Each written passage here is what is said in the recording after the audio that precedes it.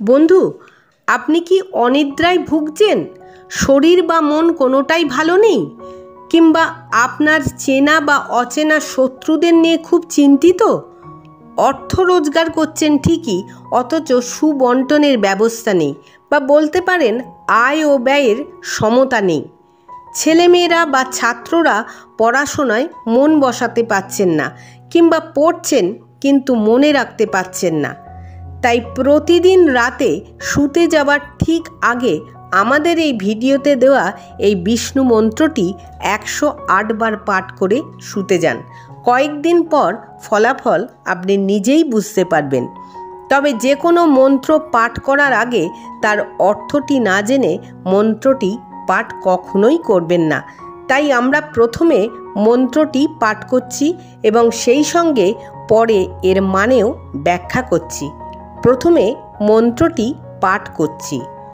ওম নমো ভগবতে বাসুদেবায় নমঃ। ওম নমো ভগবতে বাসুদেবায় নমঃ।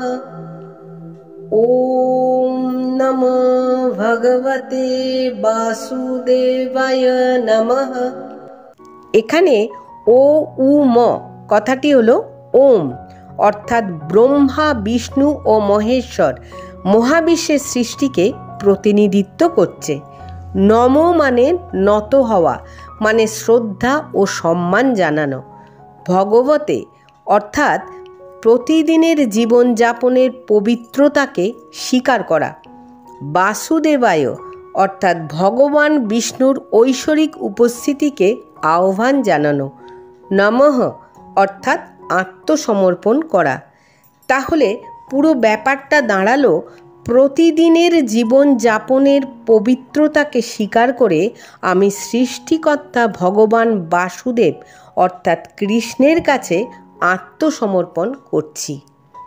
ভিডিওটি ভালো লাগলে লাইক করবেন, শেয়ার করবেন আর সাবস্ক্রাইব করে আমাদের পাশে থাকবেন। সকলে ভালো থাকবেন, আনন্দে থাকবেন।